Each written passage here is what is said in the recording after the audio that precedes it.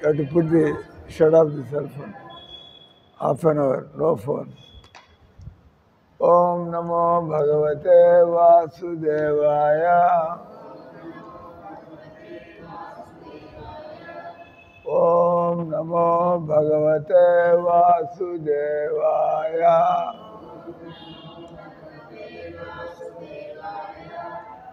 భగవద్గీత 7వ అధ్యాయం 5వ శ్లోకం. ఈ అధ్యాయం పేరు భగవద్ విజ్ఞానము.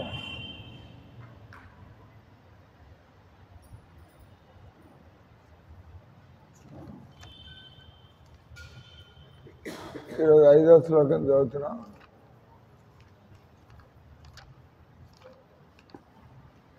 చెప్పండి. అపరేయామితస్త్వన్యం అపరేయామితస్త్వన్యం ప్రకృతిం విద్ధి మే పరాం ప్రకృతిం విద్ధి మే పరాం జీవభూతం మహాబాహో జీవభూతం మహాబాహో యేదం ధార్యతే జగత్ యేదం ధార్యతే జగత్ అపరేయామితస్త్వన్యం ప్రకృతిం విద్ధి మే పరాం జీవభూతం మహాబాహో యేదం ధార్యతే జగత్. అనువాదం తాత్పర్యం కృష్ణ కృపా శ్రీ మూర్తి అభయచరణ భక్తి వేదాంత శ్రీల ప్రభుపాదకి.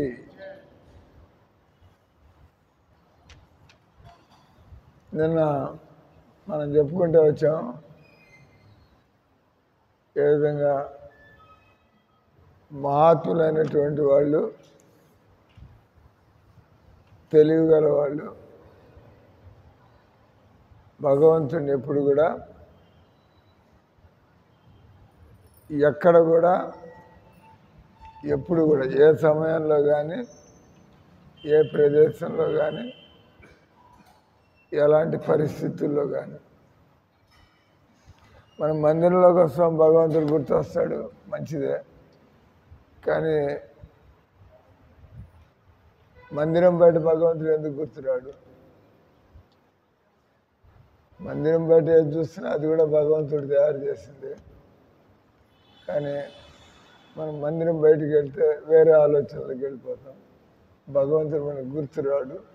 ఎందుకంటే మనం నేను చెప్పుకున్నట్టుగా మనం మాయలో, అజ్ఞానంలో మనం విచ్చలవిడిగా ఆలోచనలు, అజ్ఞానంలో, మాయలో అంటే మనకు అలవాటు అయిపోయింది. భ్రాంతిలో మనం ఎప్పుడు కూడా చిన్నప్పటి నుంచి మనకి అలవాటు చేశారు. ఈ శరీరం, నేను భారతీయుడిని, నేను ఆంధ్రుడిని, నేను రెడ్డిని, నేను నాయుడిని, నేను మొగాడిని, నేను ఆడదాన్ని చిన్నప్పటి నుంచి అలవాటు చేస్తారు. దాని నుంచి బయటికి రావడం మనకు కష్టంగా ఉంది. దానికి మనం సాధన చేయవలసింది. మాయ నుంచి బయటకు వస్తే మనకి ఏది చూసినా కూడా, ఎందుకంటే మనం ఈ సంసారంలో ఒకరోజు చనిపోవాలి. ఎవరు కూడా దాన్ని తప్పించుకోలేరు. కాబట్టి మనకు అసలు ఇక్కడ పని ఏం లేదు.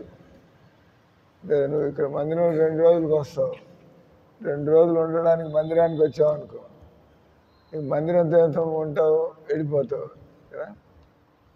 ఎందుకంటే మనకు మందిరంతో సంబంధం లేదు. అలాగే ఈ జగత్తుతో మనకి సంబంధం లేదు. అది 2 రోజుల, 20 రోజుల, 2 నెలల, 20 సంవత్సరాల తేడా లేదు. It's question of time. మనం బస్సులో ప్రయాణం చేస్తే 30 నిమిషాలు ప్రయాణం చేస్తాం. మనం ఫ్లైట్లో ప్రయాణం చేస్తే మనం 3 గంటలు ప్రయాణం చేస్తాం ఢిల్లీకి. ట్రైన్లో ప్రయాణం చేస్తే మనం 30 గంటలు ప్రయాణం. ఇక్కడ నేను ఢిల్లీ పోవాలంటే నడిచిపోవడం ప్రారంభిస్తే నెల పడుతుంది. మీరు ఫ్లైట్లో పోతే 3 గంటల్లో పోతారు, ట్రైన్లో పోతే 30 గంటల్లో పోతారు. మొత్తానికి ఢిల్లీ చేరుకుంటే మీ ప్రయాణం అయిపోతుంది. మీరు 30 గంటల ప్రయాణం, 3 గంటల ప్రయాణం, మనకి 3 నెలల ప్రయాణం. చిన్నగా నడిచేవాళ్ళు 3 నెలలు కూడా తీసుకోవచ్చు ఢిల్లీ చేరుకోవడానికి. అటు 3 నెలల ప్రయాణం, 30 గంటల ప్రయాణం, 3 గంటల ప్రయాణం. మొత్తానికి ప్రయాణం అనగానే ఒక ముగింపు. Once you reach your destination, మీరు చేరుకోవాల్సిన. అదే ఈ సంసారంలో ఇక్కడ ఎవడూ సాధించేది ఏం లేదు. పుట్టుక నుంచి చచ్చిపోయేదాకా రోజులు గడుస్తున్నాయి.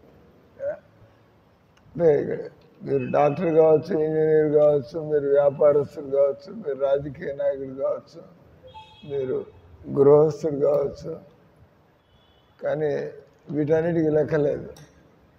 రోజులు గడుస్తున్నాయి, నువ్వు చావుకు దగ్గర పడుతున్నావు. కాబట్టి జీవితంలో నువ్వు దేనికి తయారవుతున్నావు, నీకు ఏం కావాలని. శాస్త్రజ్ఞానం ఉన్నవాళ్ళు నాకు చావు దగ్గర పడుతుంది కాబట్టి నేను మళ్ళీ సంసారంలోకి రాకుండా, ఎందుకంటే వచ్చినప్పుడల్లా వచ్చినప్పుడల్లా చావాల్సిందే కదా. సరే వచ్చినప్పుడల్లా మమ్మల్ని గెంటి పారేస్తుంటే ఎందుకు రావాలి అసలు ఇక్కడికి? Kicked out. మనం ఇక్కడికి రాగానే వచ్చిన రోజు నుంచి మన చావుకి దగ్గర అవడం ప్రారంభమవుతుంది. కౌంట్ డౌన్ కదా దగ్గర. మనం ఎన్ని చూస్తూ ఉంటాం. నువ్వు షాపు కట్టుకున్నావు, షాపు కట్టుకోవడానికి వాడు 3 నెలలు పడుతుంది అన్నాడు. 3 నెలలు కానీ అయిపోయింది, షాప్ కట్టడం అయిపోయింది. అదే కానీ మొదట్లో షాప్ కట్టడం భూమి పూజ చేశాను, 3 నెలలు పడుతుంది. అది చూస్తూ తెలియకుండా 3 నెలలు గడిచిపోతుంది, షాప్ కట్ట అయిపోతుంది. అలాగే నేను 80 ఏళ్ళు బతుకుతా, నేను 90 ఏళ్ళు బతుకుతా, దాని అదే అంటే 90 ఏళ్ళు అంటే గడవదా అయింది. అది 9 రోజులైతేనే గడుస్తుంది. కాలం అనేటువంటిది దాన్ని అంటుంది ఇన్సిడియస్లీ, చప్పిడి చేయకుండా తెలియకుండా కాలం గడిచిపోతుంది. నేను గమనిస్తూ ఉంటా. ఈరోజు సోమవారం, మళ్ళీ ఆదివారం వచ్చేసింది, మళ్ళీ ఫ్రైడే మా దగ్గరికి వస్తూ ఉంటాడు. ఫ్రైడే మొన్న అయిపోయింది, మళ్ళీ ఫ్రైడే తెలియకుండా స్పీడ్గా తిరుగుతుంది అన్నట్టుగా. కాబట్టి ఇక్కడ జీవితంలో మూర్ఖులైనటువంటి వాళ్ళు భగవంతుడిని మరిచి ఒళ్ళు తెలియకుండా బతకడం అంటారు. స్పృహ లేకుండా బతకడం, ఒళ్ళు తెలియకుండా బతకడం. కానీ తెలిసినటువంటి వాళ్ళు మన ముందు ఆయన అడిగాడు ఒకసారి యక్ష ప్రశ్నలో ఒకసారి ఒక యక్షుడు యుధిష్ఠిర మహారాజుని ఈ సంసారంలో అత్యంత ఆశ్చర్యకరమైన విషయం ఏంటి, what is the most surprising thing అంటే ఆయన అన్నాడు, ఆహాని భూతాని గచ్చంతి యమాలయం స్థావర జీవ ఇష్యంతి కిమాశ్చర్యం తత్పరం. ఈ సంసారంలో మనం ప్రతి ఒక్కళ్ళు ముసలాళ్ళు అవడం, చనిపోవడం మనం చూస్తున్నాం కదా. మనం కూడా ముసలాళ్ళు చావడానికి దగ్గర అవుతున్నాం.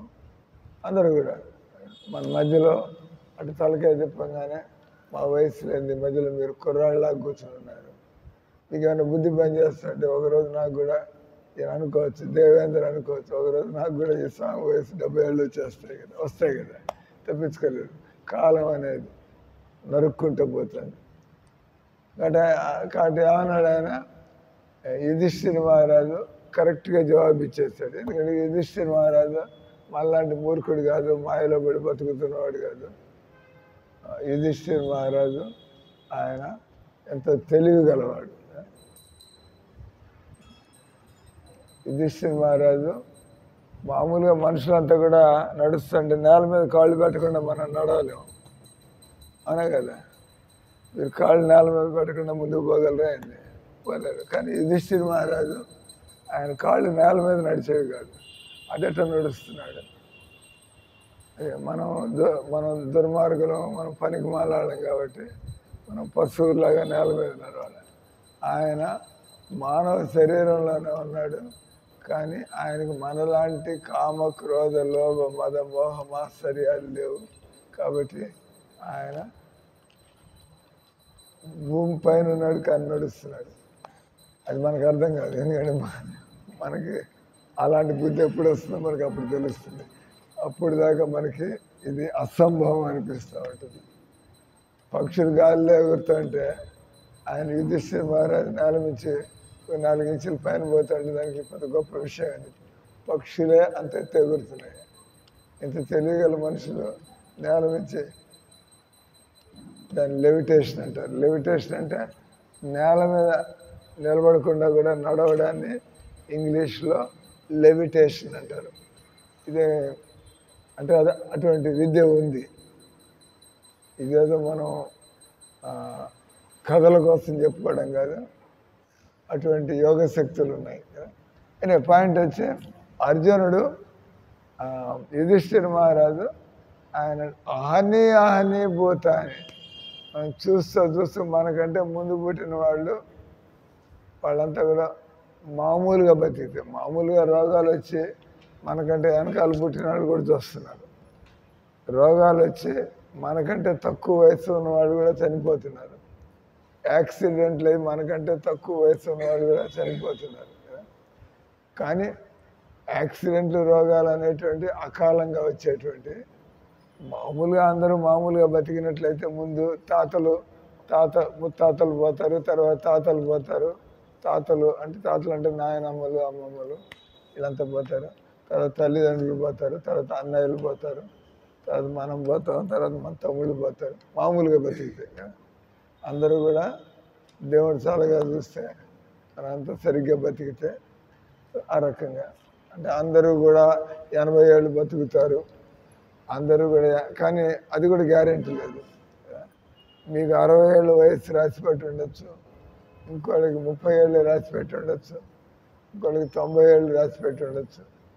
కానీ మామూలుగా అందరూ కూడా 100 ఏళ్ళు బతకాల. కలబెట్టుకున్నాం అంటే మీరు సారాయి తాగుతావు అంటే నువ్వు 100 ఏళ్ళు ఎందుకు బతుకుతావు? ఇఫ్ యూఆర్ ఎ డ్రంకర్డ్, మీరు ఇఫ్ యూఆర్ ఎ ఉమనైజర్, మీరు ఒక డిసిప్లిన్ లేకుండా బతుకుతా అంటే మనం కాలానికి ముందే చచ్చిపోవాల్సి వస్తుంది. ఎందుకంటే అదే నీ దగ్గర 1000 రూపాయలు ఉంటే ఏమయ్యా నీకు రోజు ఖర్చు 20 రూపాయలు, పాతకాలం అనుకుందాం, 10 రూపాయలు మీకు లంచ్, 10 రూపాయలు డిన్నరు, మీకు నేను ఒక 1000 రూపాయలు ఇచ్చి అటు నువ్వు రోజు ఒక 20 రూపాయలు ఖర్చు పెట్టు, నువ్వు ఇన్ని రోజులు తగ్గ ఇబ్బంది లేకుండా బతుకుతావు. కానీ మన 20 రూపాయలు కాకుండా 200 రూపాయలు ఖర్చు పెడితే ఏమవుతుంది? మనకి 1000 రూపాయలు మీ అందరికీ 1000 రూపాయలు ఇస్తాను ఇచ్చి రోజుకి 20 రూపాయలు చొప్పున మీరు ఖర్చు పెడితే 10 రోజులకి 200 అవుతుంది. 10 రోజులకి 200 అయినట్లయితే 1000 రూపాయలకి ఎన్ని రోజులు పోతావా? 10 రోజులకి 200 అయితే 1000 రూపాయలు ఎన్ని రోజులు వస్తుంది? నేను చెప్తాడు వ్యాపారస్తుంది. 10 రోజులకి 200 రూపాయలు ఖర్చు పెడితే 1000 రూపాయలు ఎన్ని రోజులు వస్తుంది? 200 బై 1000 50 రోజులు వస్తుంది. 50 రోజులు. కానీ నువ్వు రోజుకి 20 రూపాయలు కాకుండా రోజుకి 200 ఖర్చు పెట్టి 5 రోజుల్లోనే ఫినిష్. ఇంక చిప్ప పట్టుకుని అడుగు తినాలి అంతే కదా. మామూలుగా జాగ్రత్త ఖర్చు పెట్టుకుంటే 50 రోజులు బతకచ్చు. నువ్వు జల్సాగా ఖర్చు పెడితే ఇష్టం వచ్చినట్టుగా అంత నీ 50 రోజులు బతకాల్సిన 5 రోజులకి ఖర్చు అయిపోతుంది. చిప్ప పట్టుకుని అడుక్కోవడానికి బయలుదేరాలి కదా అనే. ఆ రకంగా మామూలుగా మనుషులు భగవంతుడు చెప్పినట్టుగా బతికితే మనం 100 సంవత్సరాలు బతకచ్చు ఈ కలికాలంలో. కానీ ఆల్రెడీ మన వాతావరణాన్ని కాలుష్యం చేసి పారేసాం. అది మన కంట్రోల్లో లేదు. వాతావరణం కాలుష్యం అయిపోయింది. మనం తినే తిండి, మనం తాగే నీళ్లు అవి మన కంట్రోల్లో లేవు. అంటే మున్సిపాలిటీ వాళ్ళు ఏ నీళ్ళు పంపితే తాగాలి, నువ్వు ఎక్కడి నుంచి తెచ్చుకుంటావు? కొంతమంది కొనుక్కోవచ్చు, అది ఇంకా కన్నా కష్టం. మున్సిపల్ నీళ్ళు తాగడం కంటే బాటిల్ నీళ్ళు తాగడం ఇంకా నీచం. మీకు తెలిసే తెలీదా? మున్సిపాలిటీ నీళ్ళు తాగడం మేలు, బాటిల్ నీళ్ళు తాగితే అంతకంటే కూడా మీ ఆరోగ్యం తొందరగా చెడిపోతుంది. Dead water. Municipal water bad water, కానీ మీరు తాగే bottle dead water. Dead water తాగితే ప్రయోజనం లేదు, బ్యాడ్ వాటర్ తాగితే కొద్దిగా అనారోగ్యం ఉంటుంది, కానీ పర్వాలేదు, ఇది డెడ్ వాటర్ కాదు. కట్ పాయింట్ వచ్చి మనం మన యొక్క నకిలీ జీవిత విధానాల వల్ల, మన యొక్క కృత్రిమమైనటువంటి జీవిత విధానాల వల్ల మనం మన కాళ్ళ మీద మనం గొడ్డలి వేటు, మన కాళ్ళ మీద మనం గొడ్డలతో కొట్టుకుంటే కాళ్ళు ఇరిగిపోతాయి. సో ఆ రకంగా తయారు. ఇంకా మీ చేతుల్లో ఉండేది ఏంటి అంటే తెల్లవారుదాం లేవడం, వయసుకు తగ్గట్టుగా తినడం, తర్వాత మనం ప్రశాంతమైనటువంటి మనసు కలిగి ఉండడం, అనుకుంటే కొద్దిగా ఆయువు. అంటే ఇప్పుడు గొడవలు, కొట్లాట్లు, తిట్టుకోవడాలు, కొట్టుకోవడాలు, ఆయువు కాస్త పడిపోతుంది. ఎందుకంటే ఉద్రేకాల్లో మన శరీరం కంపించిపోతుంది, పాడైపోతుంది. కాబట్టి మన చేతిలో లేని విషయాలు చాలా ఉన్నాయి, చెప్పేసాం కదా. వాతావరణం కాలుష్యమైంది, నీళ్లు కాలుష్యమైంది, భోజనం అంతా కూడా మనం ఏం చేసుకోలేము. ఇప్పుడు ఇది అందరికీ తప్పదు. అది మన చేతిలో ఉండే, అది కూడా మనం చేయటం లేదు. మన చేతిలో ఉండేది తెల్లవారుజామున లేవచ్చు, మన చేతిలో ఉండేది భజన చేయొచ్చు, మన చేతిలో ఉండేది ఒక మనం యుక్త ఆహారం, వయసుకు తగ్గట్టుగా ఆహారం తినచ్చు, మన చేతిలో ఉంది. కానీ మనకి కంట్రోల్ లేదు. ఎందుకంటే మనకి ఎవరు కంట్రోల్ అనేది ఎవరు నేర్పించలేదు చిన్నప్పటి నుంచి. సడన్గా మనకి మనకి రోజు 7 గంటలకు నిద్ర లేవడం అలవాటు అయితే మీరు ఒక రోజులో మీరు 4 గంటలకు ఎట్టలేస్తారు, 3 గంటలు తేడాలు మీ వల్ల కాదు. రోజు 7 గంటలు నిద్ర లేచేవాడిని, ఇదే మీరే మీటర్లేం కాదు, మెషిన్లేం కాదు కదా. మీరు రోజు 7 గంటలకు నిద్ర లేవడం అలవాటు అయితే 4 గంటలకు మీరు రోజు లేవగలగడానికి దాదాపు 20 ఏళ్ళు పట్టచ్చు మీకు. 3 గంటల నిద్రని ఈ రకంగా ముందుకు మార్చుకోవడానికి మెల్లమెల్లగా పొరపాటు వీళ్ళని రమ్మంటూ ఉంటాం, మళ్ళీ నిద్రపోతూ ఉంటారు, మళ్ళీ రమ్మంటారు, మళ్ళీ నిద్రపోతూ ఉంటారు. ఇట్లా మెల్లమెల్లగా మనకి పట్టుదల కూడా ఉండాలి, అలవాట్లు మార్చుకోవడానికి పట్టుదల ఉండాలి. కాబట్టి ఈరోజు శ్లోకంలో ఇక్కడ చెబుతున్నటువంటి అపరేయమిత స్తన్యం ప్రకృతం విద్యమేపరాం జీవభూతం మహాబాహో ఏదం ధార్యతే జగత్. దీని అనువాదం ఏంటయ్యా అంటే, మనం చూసేదాన్ని అన్నిటికీ భిన్నంగా మనం చూడనటువంటిది ఒకటి ఉన్నది. మనం ఈ ప్రపంచంలో ఎన్నో చూస్తున్నాం, మనం ఉన్నది కానీ మనం చూడలేంది, ఉన్నది కానీ చూడలేంది. అపరేయం ఇతస్తన్యం ప్రకృతం విద్యమేపరం. మనం చూసేటువంటి భూమి, జలము, అగ్ని, వాయువు, ఆకాశం, మనస్సు, బుద్ధి, అహంకారం, ఇవన్నీ కొంత అంటే మనం మనస్సును చూడటం లేదు. నా మనసు బాగాలేదంటాం, లేదా మీ డైలాగులు చూసి ఏమ్మా నీ మనసు ఈరోజు బాగాలేదా, శుభమైన పూచేత అని, सुबह में एक पूछा था, क्या पूछा है, क्या लक्ष्मी ठीक है क्या पूछा था. तो हमको पता नहीं है మనస్సు ఎలా ఉందో తెలీదు, కానీ వ్యక్తుల యొక్క బిహేవియర్తో తెలుస్తూ ఉంటుంది. వీడు కొద్దిగా మూడ్ ఆఫ్ అయినట్టున్నాడు, ముభావంగా ఉన్నాడు, కొద్దిగా డల్గా ఉన్నాడు, ఏమి రోజు బాగానే అంటే ఏదో మీరు డిస్టర్బ్డ్, అంటే మీరు డిస్టర్బ్ అయితే మీరు నవ్వుతో మాట్లాడలేరు, అంత మాట్లాడ బుద్ధి కాదు, మాట్లాడితే కూడా మాటలు సరిగ్గా రావు మనకి, అంటే మైండ్ డిస్టర్బ్ అవుతుంది. కాబట్టి మనకి మనస్సు అనేది ఉందని తెలుస్తుంది. మనస్సుని చూడాల మనం, మనస్సు బుద్ధి, బుద్ధి అనేది కూడా. నేను మాట్లాడుతున్నా, వాడు పిచ్చాడు కూడా మాట్లాడుతున్నాడు, అర్థం లేదు. రోడ్డు మీద అప్పుడు పిచ్చాడు పోతూ ఉంటాడు, ఏమన్నా కొనుక్కుంటూ తొనుక్కుంటూ పోతూ ఉంటాడు. చూసారు లేదు, పొద్దున్నట్టు పోతున్నా నేను, పొద్దున్న వాకింగ్ పోయా, వాకింగ్ వాడంతా రోడ్డు మీద కేకలు వేసుకుంటూ పోతున్నాడు. అంటే వాడు పిచ్చాడు, ఏదో అలా మైండ్ కంట్రోల్ లేదు, నోటికి ఏదో వస్తుంది అట్ట అనుకుంటాం. మామూలుగా మనం ఓరియంటేషన్ అంటాం. ఓరియంటేషన్ అంటే మనం ఎప్పుడైనా మందిరంలో ఉన్నాం, మందిరంలో ఉండి మనం వేరే ఏదో మాటలు మాట్లాడుతుంటే లేదా క్లాస్ జరుగుతుంది, కానీ మీరు ఏదో మాట్లాడడం ప్రారంభిస్తారు. అంటే మీరు క్లాసులో ఎలా ఉండాలో అర్థం లేకుండా బిహేవ్ చేస్తాడు. అంతే క్లాసులో ఉన్నప్పుడు క్లాసు వినాలి, చెప్పేవాడు ఉంటాడు, వినేవాళ్ళు ఉండాలి. అది క్లాసు జరిగేటువంటిది. మీరిద్దరు మాట్లాడుకుంటే వాళ్ళిద్దరు కీచులాడుకుంటూ ఉంటే క్లాసే ఉంటుంది అక్కడ. ఎవరికి నేను క్లాస్ ఇస్తున్నాను అనా కదా. దీన్ని అంటారు అపర్యాయం. కొన్ని మనకు కనిపిస్తూ ఉంటాయి. మనకి చెట్లు కనిపిస్తున్నాయి, పిల్లులు కనిపిస్తున్నాయి, బల్లులు కనిపిస్తున్నాయి, మనకి దోమలు కనిపిస్తున్నాయి. మన చేతి మీద కొద్దిగా క్లీన్గా ఉన్నట్టుంది, కానీ కొద్దిగా చేయగడిగా నీళ్ళని మైక్రోస్కోప్లో చూస్తే లుక్కలుగా ఎన్నో పురుగులు ఉన్నాయి, బయటకు కనబట్టలే.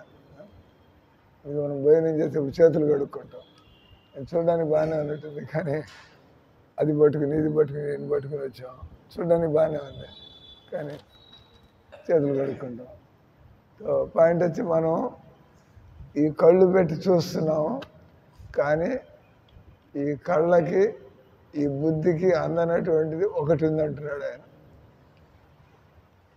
మన కళ్ళకి బుద్ధికి అందేటువంటిది ఎంత ముందు శ్లోకంలో చెప్పాడు. భూమిర్ ఆపో అనలో వాయు కమ్మనో బుద్ధిరేవచ అహంకార ఇతియమే భిన్న ప్రకృతి రష్టదా. ఈ ప్రపంచం అంతా కూడా ఆయన 9 వస్తువుల ద్వారా తయారైంది అంటున్నాడు. ఈ ప్రపంచంలో మనం చూసేదంతా మనకు మామూలుగా 9 వస్తువులు అంటే ఇదేంత 9 వస్తువులు అంటారు. మనుషులే, ఒక్కొక్క మనిషి ఇంకో మనిషితో పోలికి రాదు. 600+ కోట్ల మనుషులు వేరువేరుగా కనబడతారు. ఇది కేవలం భగవంతుడు ఏమన్నాడు, 9 మనం చూసేదంతా కూడా ఈ 9 ఐటెంల కిందకు వస్తుంది అంటాడు. అంటే ఆల్రెడీ మన బుద్ధి లేని వాళ్ళకి బతుకుతారు, ఎందుకంటే అన్ని రకరకాలుగా చూస్తున్నాం కదా, రకరకాలుగా ప్రతిదీ కూడా.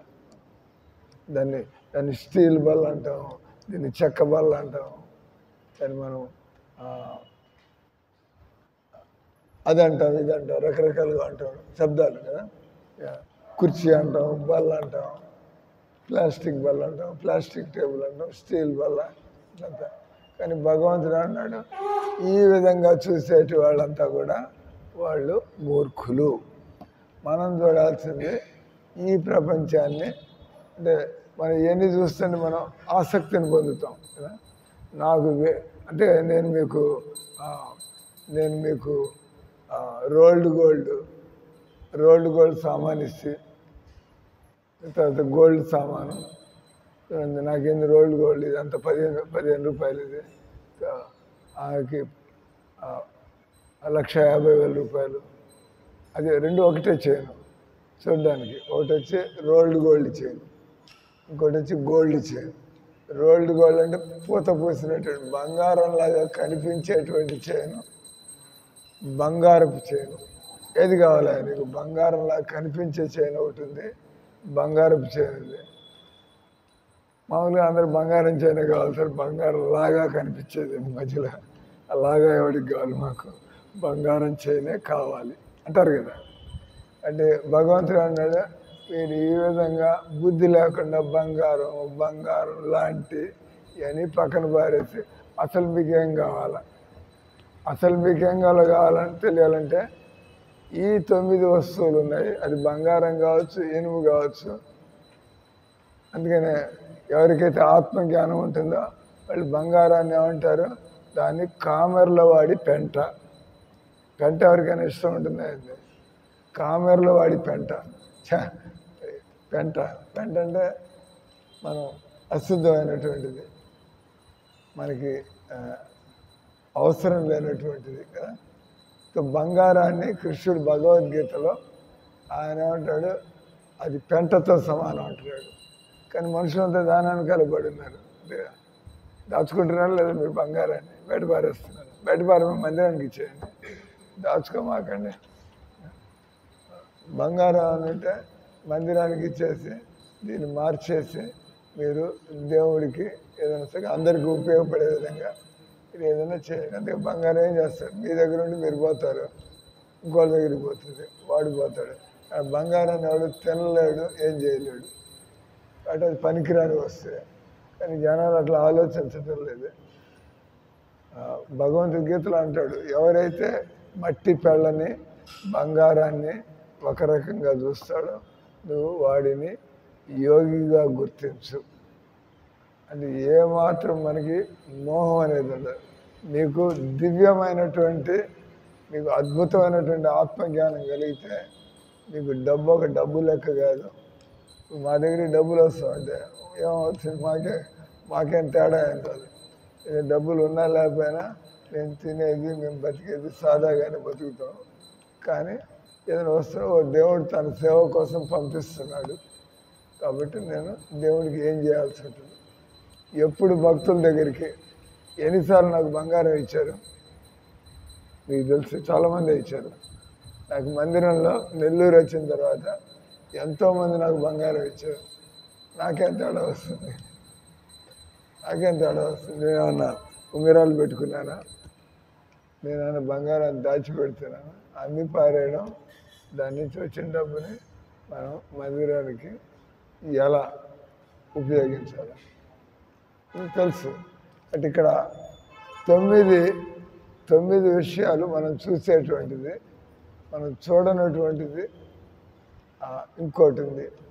అంటే మనుషులు ఎప్పుడైతే ఇవి తెలుసుకుంటారో అటువంటి వాళ్ళు జీవితాన్ని పాడు చేసుకోకుండా, వాళ్ళ జీవితాన్ని దుఃఖాల పాలు చేసుకోకుండా, వాళ్ళ జీవితాన్ని సద్వినియోగం చేసుకోవడం. మానవ జన్మ ఒక గొప్ప అవకాశం.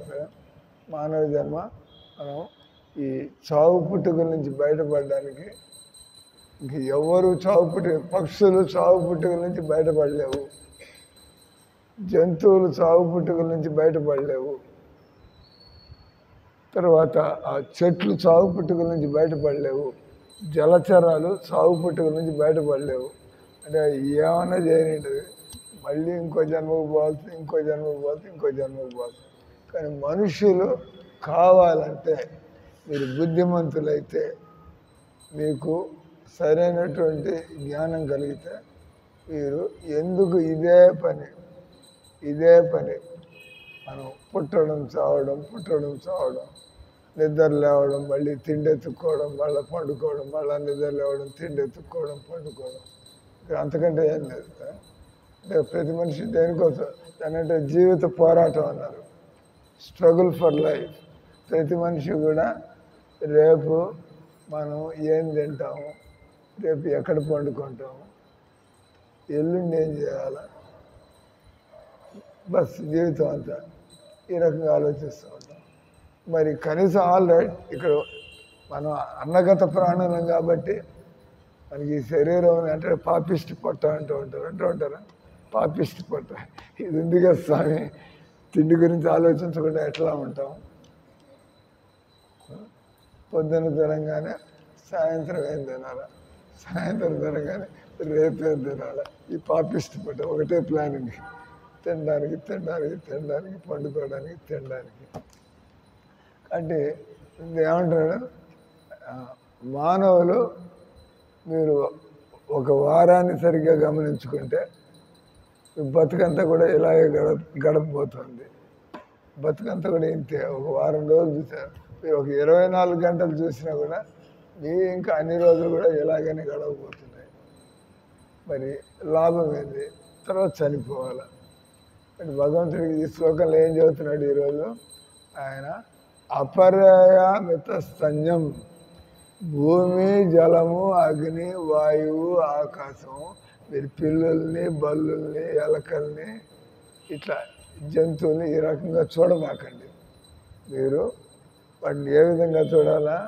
ఈ శరీరాలన్నీ కూడా మామూలుగా ఉంటాడు. మనకి బల్లి శరీరం అంటే మనకు అసహ్యం, బొద్దింక శరీరం అంటే అసహ్యం కదా. మళ్ళీ మనకి అదే పదార్థాలతో తయారు చేయనటువంటి ఒక ఆడదానికి మగవాడి శరీరం అంటే, మగవాడికి ఆడదాని శరీరం అంటే, ఆ బలిలో ఏమున్నాయో భూమి, జలము, అగ్ని, వాయువు, ఆకాశం, అదే పదార్థాలు ఆ మగాళ్ళలోనూ ఉన్నాయి, ఆ ఆడదానిలోనూ ఉన్నాయి. కానీ ఊడిపోయింది. కానీ మనం కొన్ని చూసి మనకి జుగుప్స కలుగుతుంది, అసహ్యం కలుగుతుంది. కొన్ని చూసి మనకి ఆకర్షణ కలుగుతుంది. అంటే మనకి దృష్టి దోషం అంతా ఒకటే.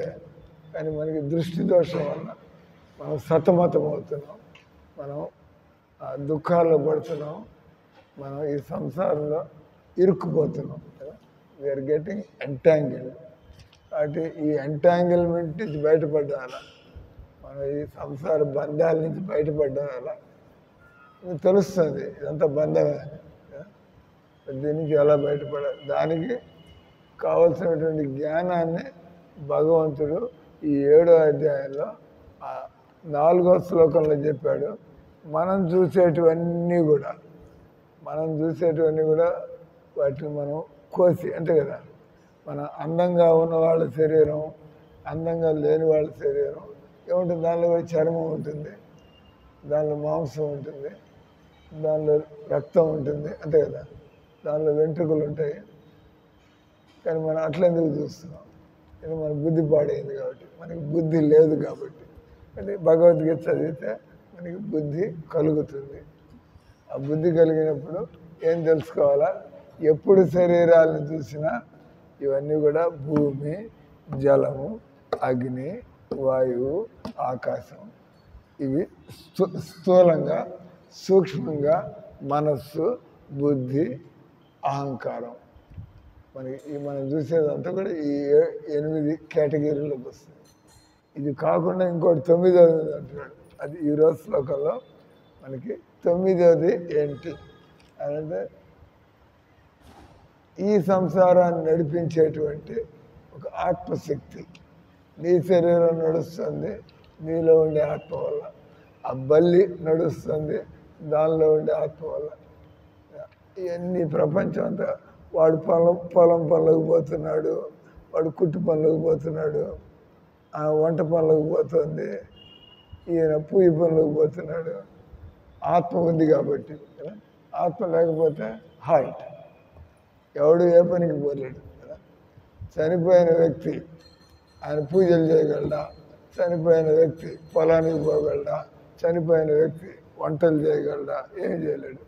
అంటే భగవంతుడు ఏమన్నాడు, ఈ ప్రపంచాన్ని నడిపిస్తున్నటువంటి ఒక ఆత్మశక్తి, ప్రతి దానిలో కూడా ఆత్మ, ప్రతి దానిలో చెట్లు ఎదుగుతున్నాయి. ఏమి ఆత్మ లేకపోతే చెట్టు ఏమవుతుంది? వెంటనే ఎండిపోతుంది. ఆత్మ వెళ్ళిపోయిందంటే చెట్టు ఎండిపోతుంది. ప్రతిదీ ఆత్మ వల్ల ఈ ప్రపంచం అంతా కదులుతోంది, మెదులుతోంది, నడుస్తుంది, జరుగుతుంది అని భగవంతుడు తన యొక్క శక్తి ఈ భూమి మీద, ఇది భగవంతుడి యొక్క భౌతిక శక్తి, భగవంతుడి యొక్క ఆధ్యాత్మిక శక్తి. వారు మనుషులు లేదా జీవులు భగవంతుడి యొక్క తటస్థ శక్తి.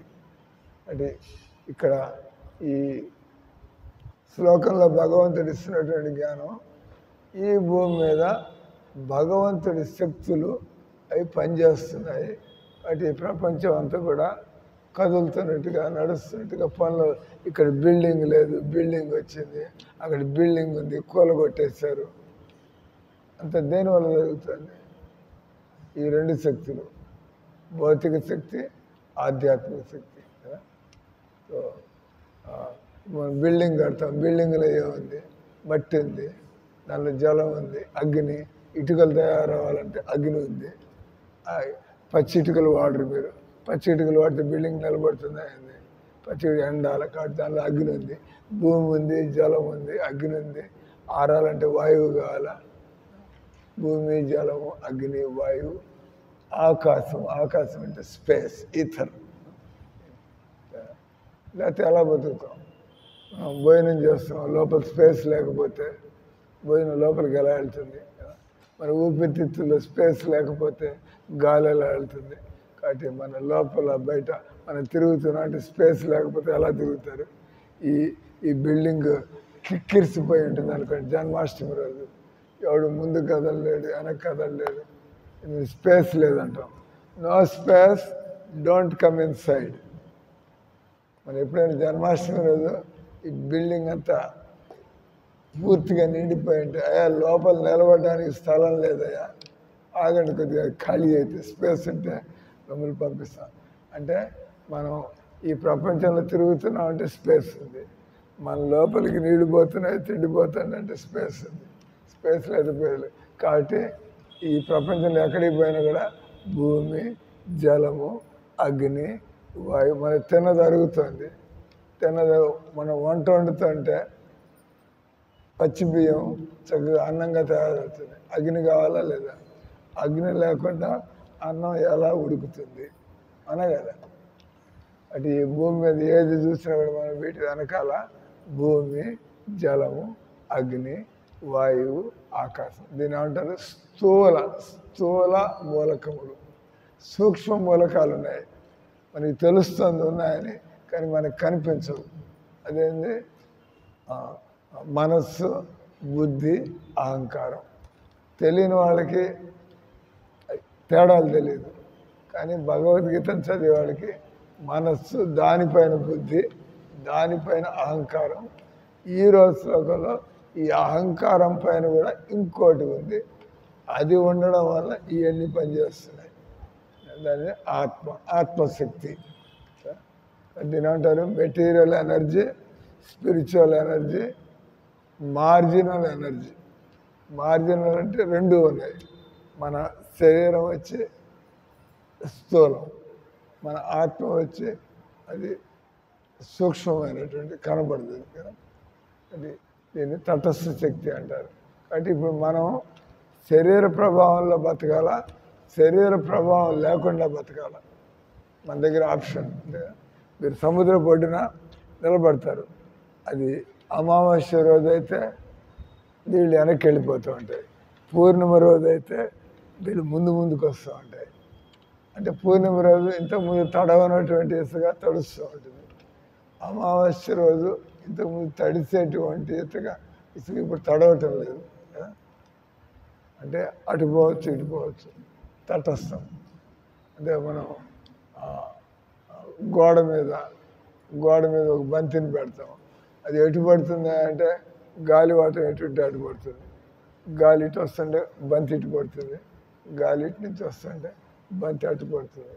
అంటే దానంతా పడేది ఏం లేదు, గాలి దిశని బట్టి బంతి గోడకి ఇటు పడుతుంది అటు పడుతుంది వాటర్. అదే రకంగా మనకి ఆత్మజ్ఞానం లేనట్లయితే మనం ఈ సంసారంలో మోహంలో పడ్డం ఖాయం, మనం అజ్ఞానంలో ఉండడం ఖాయం, మనం దుఃఖాలు అనుభవించడం ఖాయం. ఎందుకంటే మనకి రెండోది తెలియదు, రెండోది తెలిసి అటుపోవచ్చు. అంటే భగవద్గీత ఏం నేర్పిస్తుంది అంటే నువ్వు శరీరంలో పడి నువ్వు మగ్గుతున్నావు, కుళ్ళుతున్నావు, శరీరంలో పడి నువ్వు దుఃఖాలు అనుభవిస్తున్నావు, దీని నుంచి నువ్వు బయటపడవచ్చు. దానికి నీకేం కావాలా? ఆత్మజ్ఞానం కావాలి అనంత. హరే కృష్ణ హరే కృష్ణ కృష్ణ కృష్ణ హరే హరే, హరే రామ రామ రామ హరే హరే.